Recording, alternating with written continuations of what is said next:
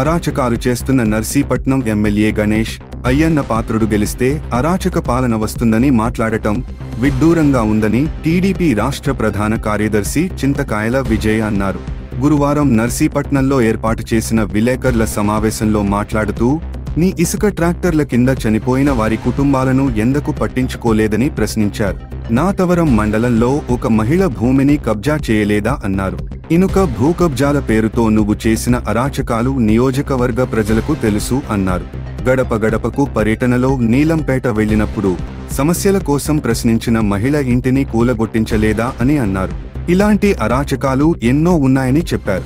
రేపు ఎన్నికల్లో నువ్వు ఓడిపోతే మహిళల పట్ల నువ్వు వ్యవహరించిన తీరు గురించి బహిరంగంగా మాట్లాడుకోవడానికి కొందరు మహిళలు సిద్ధంగా ఉన్నారని చెప్పారు. వారు బయటకు వచ్చి మాట్లాడితే నువ్వు తల ఎక్కడ పెట్టుకుంటావో అర్థమవుతుందన్నారు.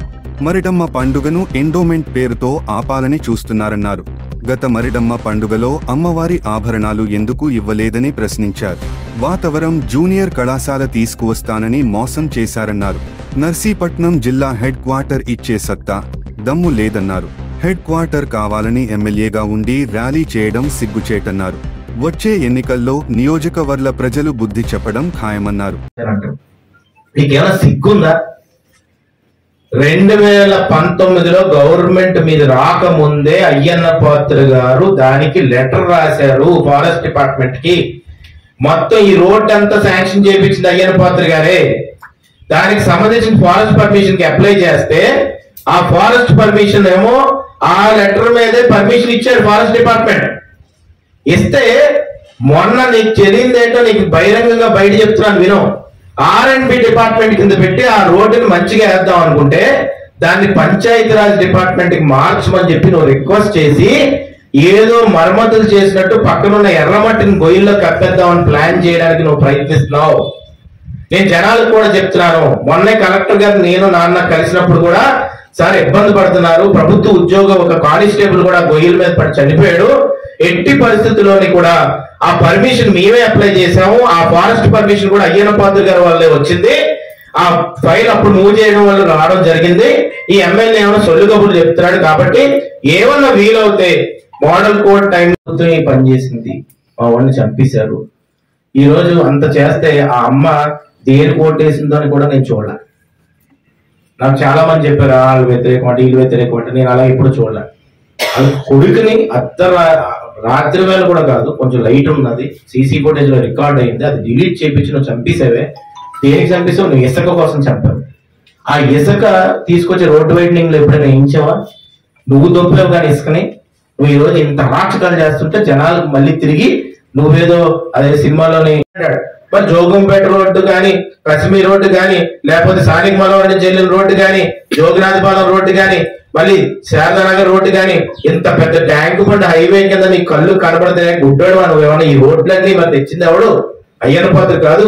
నీకు దమ్ముంటే అక్కడ RCM స్కూల్ దగ్గర కూడా సెటిల్మెంట్ చేసింది అయ్యన్న పాత్ర గారు ఆ రోడ్డు వేయడానికి. అక్కడి నుంచి వెంకటేశ్వర స్వామి గోయల దగ్గర నువ్వు రోడ్డు వేసి ఉంటే నేను మాట్లాడేవాడిని. కానీ ఈ రోజు ఏం చేసావంటే నువ్వు ఎంత దొంగోడు అంటే, ఎంత మోసగాడు అంటే, నువ్వు నాతవరానికి జూనియర్ కాలేజ్ తెస్తానని చెప్పి మోసం చేసావా లేదా? ఒక లెటర్ చూపెడతావు, ప్రెస్ వాళ్ళు దగ్గరగా చూపెడతావా? నర్సీపట్నం జనం చాలా తెలివైన వాళ్ళని చెప్పి సందర్భంగా చెప్పదలుచుకున్నాను. ఎందుకు నేను ఈ మాట అంటే, రోడ్లు గొయ్యలు తీసినట్టు ఇప్పుడు మెడికల్ కాలేజ్ కూడా రోడ్లన్నీ గొయ్యలు తీసేసావు. ఆ గొయ్యల దగ్గరికి నేను వెళ్ళి ఆ రోజు నేను అన్ని క్లియర్ గా చూపెడుతున్నాను. ఈ గొయ్యలన్నీ ఎవడో తీసాడు? నీకు ఏదో బుర్ర బుద్ధి ఉంది ఎమ్మెల్యేగా? ఆ గొయ్యలు అలా తవ్వేసావు, పక్కన కాలం ఉంది, అక్కడ ఇల్లు ఉన్నాయి, ఆ ఇల్లు దెమ్మ ఉంది, కింద పక్కనేమో గొయ్యలు ఉన్నాయి. మరి ఈ గొయ్యలన్నీ ఎప్పుడు కప్పెడతావు? ఎన్ని రోజులు కావాలి నీకు? ఇవన్నీ ఎందుకు తీసావంటే పైప్ లైన్ వేయడానికి అంటాడు. అసలు సోర్సే లేదు, పైప్ లైన్ ఇంకా పెట్టలేదు, గొయ్యలు తీసేసి మొత్తం అర్ధాంతరంగా నాశనం చేసేవా నర్సీపట్నం మొత్తాన్ని. ఈ రోజు నీకు ఒక సీక్రెట్ ఏంటంటే దీంట్లోని ఆ 142 కోట్ల అయ్యన్న పాత్ర గారు తీసుకొచ్చారని మొన్నే చెప్పారు. దాని మీద ప్రెస్ మీట్ పెట్టవు, దాని సోర్స్ ఎక్కడ ఉందో చెప్పవు, దాని ట్యాంక్ కట్టరు. ఈ రోజు ఏమో పైప్ లైన్ వేసిన కాంట్రాక్టర్ గారి చేత ముందు ఎక్స్కవేషన్ చేపించి వాడి దగ్గర డబ్బులు లంచం అడిగేవు నువ్వు మాట్లాడుతున్నావా? బయటకేమో నల్ల దెమ్మలాగా బెల్లం దెమ్మలాగా నవ్వుతూ కూర్చుంటున్నావు కానీ ఇంత దరిద్ర పనులు చేసావు నీకు తెలుసా? ఒకటి నెంబర్ 1 నేను చూపెట్టాను. ఒక అమ్మాయిని రోడ్డు మీద నేను ప్రశ్నిస్తే కొట్టించావు. నెంబర్ 2 ముగ్గురు మహిళలు ఉంటే గోడల పక్కలు కొట్టించావు. నెంబర్ 3 4 ఎకరాల మీద కన్నేసి ఒక బీసీ మహిళ నీకు ఓటేసిన అమ్మాయినే రోడ్డు మీద పడేసి హింసించావు. నెంబర్ 4 ఒక అమ్మ కడుపు కోత కోసి ఈ రోజు ఆ బిడ్డని చంపేలా చేసి నీ వైఎస్ఆర్సీపీ నాయకులే అక్రమ ఇసుకతో ట్రాక్టర్తో నడిపిన ట్రాక్టర్తో గుద్దించి సీసీ ఫుటేజ్ ని నీ మీద అసహ్యం వేసిందా.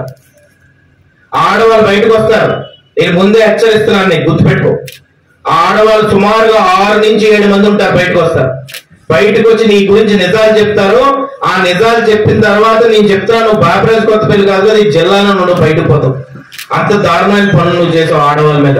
నేను ఎందుకు ఈ మాట్లాడుతున్నానంటే, నువ్వు డెవలప్మెంట్ గురించి మాట్లాడు, నువ్వేం చేసావో మాట్లాడు, అంతేగాని సొల్లు కబుర్లు చెప్పొద్దు. నీ జూనియర్ దగ్గర 2 నెలల వరకు చూసాను, కానీ 21 చచ్చిపోయి 2 నెలలు అయిపోయింది. కాగితం రాలేదండి బాబు, కానీ చూస్తారని ఆశపడి కోరుకున్నాము. ఏ నాయన నాకు జరిగిన కొడుకు చచ్చిపోయి 5,000 వేస్తామని చెప్తున్నాను. నా కొడుకు బతిపోయి 10,000 50,000 జమ కడుతున్నారు. మెడికల్ కాలేజ్ కి పిడుగురాళ్ళకి ఇచ్చారు, పాడేరుకి ఇచ్చారు, మచిలీపట్నంకి ఇచ్చారు, ఎప్పుడు కూడా అని చెప్పి క్లియర్ గా ఏంటంటే గవర్నమెంట్ ఆఫ్ ఇండియా నుంచి రిలీజ్ చేశారు. 6th సెప్టెంబర్ 2022 న్యూఢిల్లీ నుంచి నిర్మాణ్ భవన్ నుంచి రిలీజ్ చేశారు. Eluru disapproved, Markapuram disapproved, Pulivendula disapproved, Vizianagaram disapproved, Piduguralla approved, Paderu approved, Machilipatnam approved. మన అమ్మవారు పాడేరు అమ్మవారి గుడికి వెళ్తున్నప్పుడు అది కూడా 2 ఫ్లోర్లు 3 ఫ్లోర్లు ఇంకా అవుతుంది. ఇక్కడ నువ్వేం చేసావంటే, నీకు నర్సీపట్నం జిల్లా హెడ్ క్వార్టర్స్ తెచ్చే సత్తా దమ్ము లేక అపోజిషన్ గా మేము ర్యాలీ చేస్తే ఒక అర్థం ఉంది. నెక్స్ట్ రోజు నువ్వు ర్యాలీ చేస్తావేంటి? నువ్వు గవర్నమెంట్ లో ఉన్నావు, ఎమ్మెల్యే ఉన్నావు, నువ్వు మళ్ళీ బైక్ ర్యాలీ చేసి నాకు నర్సీపట్నం హెడ్ క్వార్టర్స్ కావాలి, హెడ్ క్వార్టర్స్ పిక్చర్లో కనబడుతున్నాం ఏమన్నా. దమ్ముంటే అక్కడికి వెళ్ళి సెల్ఫీ తీసుకునే బదులు ఆ ముఖ్యమంత్రి దగ్గర నాకు హెడ్ క్వార్టర్స్ కావాలని అడిగే వేదల రోజు ఇక అంత సత్తా ఉందా? తేలేదు. అదే అయ్యన్న పాత్ర ఇప్పుడు ఎమ్మెల్యే ఉండి గవర్నమెంట్ నుండి మంత్రి ఉంటే నర్సీపట్నం హెడ్ క్వార్టర్స్ తీసుకొచ్చేవాడు. అందుకే కదా ఆర్టీఓ బంగ్లాకి అంత ల్యాండ్ వదిలాం, పోలీస్ స్టేషన్ కి అంత ల్యాండ్ ఆడుకుని అక్కడికి వెళ్ళి ఓపెనింగ్ చేస్తున్నాడు. సిగ్గులేదయ్యి ఎమ్మెల్యేకి అని చెప్పి డాక్టర్ రాజశేఖర్ గారు మాట్లాడారు. డాక్టర్ రాజశేఖర్ గారికి ఒక క్రెడిబిలిటీ ఉంది సొసైటీలో. అందుకనే అన్ని పార్టీల వాళ్ళు రెస్పెక్ట్ ఇస్తారు. Respect of parties, caste, creed, religion, every one will give respect. ఎందుకంటే ఒక ఉన్నత స్థానంలో ఉన్న వ్యక్తి డాక్టర్ గా ఎంతో మంది వైద్యం చేశారు. ఆయన డైరెక్ట్ వీడియో పెట్టారు చిల్లరోడని. పెట్టిన తర్వాత నిన్న వాళ్ళ కొడుకు గారిని కూడా వెళ్ళి తీసుకుంటున్నాం అంటే వాళ్ళు ఎవరో లేకపోతే నువ్వు వీధిలో తిరగలేవు. ఇక తెలుసా విషయం. ఎందుకంటే నీ మొహం చూస్తే అందరూ చెప్పులు ఇస్తారు. అందుకని వాళ్ళని ఇల్లు పిలిపించుకొని డాక్టర్ రాజశేఖర్ గారు మన తిట్లా కూడా వాళ్ళ కొడుకు దగ్గరికి వెళ్ళి బతిమాలుకొని ఆ వీధిలోకి తీసుకెళ్లి ఈ వీధిలోకి తీసుకెళ్ళి బతిమాలుకునే స్థితికి ఒక ఎమ్మెల్యేగా వచ్చావంటే నువ్వు ఒంటరిగా తిరుగు, దమ్ముంటే ఒంటరిగా వెళ్ళు, ఓట్లు అడుగు, ఎవరిని మొహం చూడండి. పక్కన చిరిగిపోయిన కాగితాలన్నీ అతికించుకొని ఇప్పుడు తిరుగుతున్నావు. కాబట్టి నీ బతుకు కూడా చిరిగిపోతుందని మాత్రం క్లియర్ గా చెప్పగలను. నువ్వు మందు మీద, డబ్బు మీద ఏదో చేద్దాం రాజకీయం అనుకుంటున్నావేమో. ఆ మందు డబ్బు కూడా